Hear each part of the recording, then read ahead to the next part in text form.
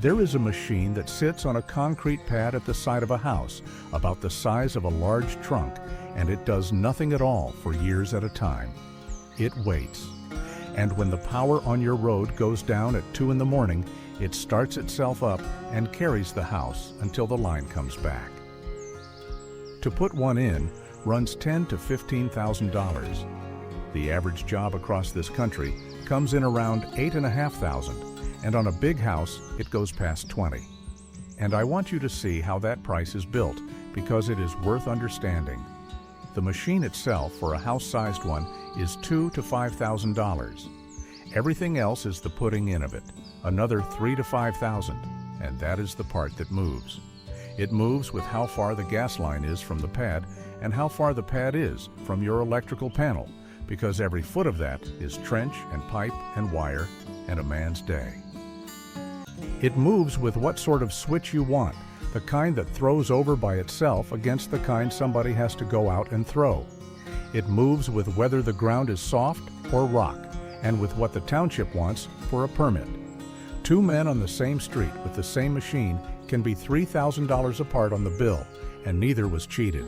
Now here is the number that machine exists for. In 2024, the average American sat in the dark for 11 hours. That is not my figure. It is the government's own Energy Information Administration, and it was near double the average of the 10 years before it. The worst year in a decade. Hurricanes were the reason, and they said so plainly. And because averages lie a little, here is the spread. In Arizona and the 2 Dakotas, it was under 2 hours all year. Down in South Carolina, it was 53. And it is worth knowing why that year was so much worse than the ones before it, because the reason is going to keep coming. It was the storms. A hurricane takes out poles and wire mile after mile across a whole region at once, and then the men who fix it cannot get down the roads because the same wind put the trees across those too. That is why a bad hurricane year turns 11 hours into 53 in a single state. And the peak of that season is September, which is where we are standing right now.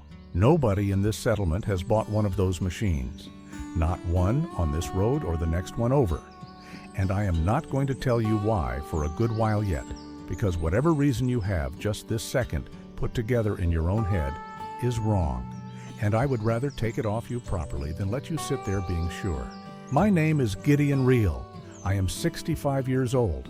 I have farmed the same ground in Lancaster County the whole of my life, and there has never been a meter on the side of this house. Not on my father's watch, and not on mine. That is not a boast. Plenty of my neighbors would tell you it is a nuisance 3 or 4 times a winter, and they would be right. But it does mean I have spent 65 years watching what happens to everybody else's houses when the weather comes through, and to mine. 2 things are coming that you should stay for. The first is that reason of yours, and I am going to take it off you before we are 10 minutes in. And when I do, most of what you thought you knew about this subject goes with it. The second is a bill, because I have watched a good many videos about people like us where everything turns out to be free, and I am going to show you the invoice instead. Ours is not free. Some of it is not even cheap. But first, let me be fair to that machine on the pad, because a man does not spend $15,000 for nothing. Think about what actually happens in a wired house when the road goes dark on a Thursday in September. The refrigerator stops, and the deep freeze in the garage stops, and inside those 2 boxes is a side of beef and a summer's worth of vegetables that somebody spent money on. The well pump stops, so there is no water, none for washing, none for the animals if you keep any. The blower on the furnace stops, so the furnace stops, whatever fuel it burns. The sump pump in the basement stops on the same night the rain is heaviest. And if there is somebody in that house who sleeps hooked to a machine, that stops too. $15,000 is not a foolish price for a man to pay to make all of that go away. I want that said out loud before I say anything else. And here is the part nobody explains, which is how the whole arrangement got to be so brittle in the first place. Nothing in that house is wrong. Each piece of it is a good piece. What has happened is that every single one of them was quietly hung on the same wire, one at a time, over about 70 years, and no one ever stood back and counted. The pump went on the wire. So did the heat, because the blower did whatever fuel sits in the tank. The food went on twice over, the box in the kitchen and the box in the garage. Then the water heater, the lights, the telephone, and the thing that opens the garage door. Every one of those was a small, sensible decision made on its own. Added up, they mean that one tree 40 miles away, leaning the wrong way in a wind, can stop your house. The generator is what you buy at the end of that, and it is really an apology for a decision nobody ever consciously made. So now, let me take that reason off you, and here it is. You have decided we do not use electricity. Nearly everybody does. It is the single most common thing believed about us, and it is flatly untrue, and I would like you to watch it come apart, because when it goes, the actual answer walks straight in behind it. We use a great deal of electricity in this house. There are batteries in the cellar. A bank of them, the size of the ones in a truck, sat on a shelf my son built. There are solar panels on the shed roof charging them, and there have been for years. That is where the light over this table comes from at the moment. It runs the pump. It runs my wife's washing machine. Down at the shop, it runs the till and the lamp over the counter. The refrigerator in this kitchen runs on propane, and it has done for longer than my youngest has been alive. So does the range my wife cooks on. So does the water heater and 2 of the lamps in this room right now. Propane has been in Amish kitchens for generations, and there is nothing modern or clever about it. It is simply a fuel in a tank that does the work a wire does in your house. Out in my shop, there is an engine. It burns fuel and it turns a compressor, and the compressor pushes air down hoses, and on the end of those hoses are the saws and the drills and the sanders. The tools are the same tools you would buy, near enough, only they run on air instead of on a cord. Other shops in this county do the same job with hydraulics, oil under pressure in a line instead of air. Go into a plain furniture shop on a Tuesday morning, and it is not quiet in there. It is loud. And now the sentence that ends the argument. There are shops in this church district running a generator, not a lamp, not a battery. A generator, diesel or gasoline, running right now, today, while I am sat here talking to you. On the dairies too. So if you had it in your head that we are the people who refuse the current, put it down. That was never it. What we will not do is take a wire from a company and let it into the house. Not the current, the cord. And that distinction is older and more deliberate than folks give us credit for. The word our people have always used for it is being yoked. You know what a yoke is? 2 animals fastened to the same beam, and neither one can stop or turn or slow down without the other. To run a line from a company into your house is to be yoked to that company. You're in their schedule, their prices, their repairs, their decisions about which street gets seen to first after a storm. A battery is not a yoke. A tank in the yard is not a yoke. A panel on a shed roof is not a yoke. And that is exactly why the panels were allowed in settlements that had argued about them for years. A thing that stands on its own can come in. Men who study us have written that down more carefully than I can say it. The objection was never to the power, it was to the harness, which brings us at last to the plain answer, and it is 1 sentence long, and once you have heard it, you will not be able to unhear it. A backup generator backs up a supply. We have no supply. There is nothing here that a backup could restore, because there was never a line coming in for the weather to take down. That machine on the pad is not a power source, whatever the brochure says. It is an understudy. It stands in the wings, waiting for the utility to fail. Where there is no utility, there is nobody to stand in for. So when the line goes down along this road, and it does 3 or 4 times a winter, and the trucks come out with their lights going, nothing at all happens in this house. Not one thing. My wife does not look up from what she is doing. It is not that we are hardy, and I want to be careful there, because there is a kind of video about us that makes everything into a virtue. It is that nothing in this house was hanging on that line to begin with. It does not matter to the propane whether the line is up. It does not matter to the panels on the shed roof. It does not matter to the engine in the shop. Take the propane first because it does the heaviest work. The refrigerator, the range, the water heater, and the lamps all run off tanks that sit outside against the wall. A truck comes and fills them. The weather on the road has nothing to do with any of it because there is no road involved. The fuel is already here, sitting in the yard, bought and paid for, and standing still. That is the whole trick of it, and it is not a trick at all. A tank is a battery that holds heat instead of current, and nobody can switch it off from an office. Propane has been in plain kitchens for generations now, across most old order communities, and there is nothing remarkable about it to anybody who grew up with it. The refrigerator is the one that surprises visitors most. It looks like any refrigerator, and it is cold inside like any refrigerator. And behind a grill at the bottom, there is a small, steady flame, and the working of it turns that heat into cold. Ours has stood in that corner since before my youngest was born, and it has been opened 4 or 5 times a day, every day since. The lamps are the same story. A mantle, a little pressure, and a light bright enough to read fine print by. The batteries and the panels do the second half, and there is nothing clever about them. You can buy the very same equipment, and plenty of English folk have. The only difference is which end of the house it sits at. Yours would be a backup to the wire. Ours is the thing itself, and there is no wire behind it to fall back on, which is exactly why it gets looked after. And the third is the engine in the shop, and this one is worth sitting with because it turns the whole business inside out. My power is made about 10 feet from the saw that spins it. Yours is made in a station that may be 40 or 100 miles off, and then walk to you on poles, across fields, over roads, through the branches of a tree that has been leaning since the spring gale and that nobody has got round to. Every mile of that walk is a mile where something can go wrong, and the 11 hours in the dark are what happens when something does. I have not built a better machine than you. I have shortened the walk. And what runs off that airline would surprise you, because it is not a museum in there. Table saw, drill, sander, nailer, the lot, the same tools that hang on the wall of any English shop, only fed from a hose instead of a cord.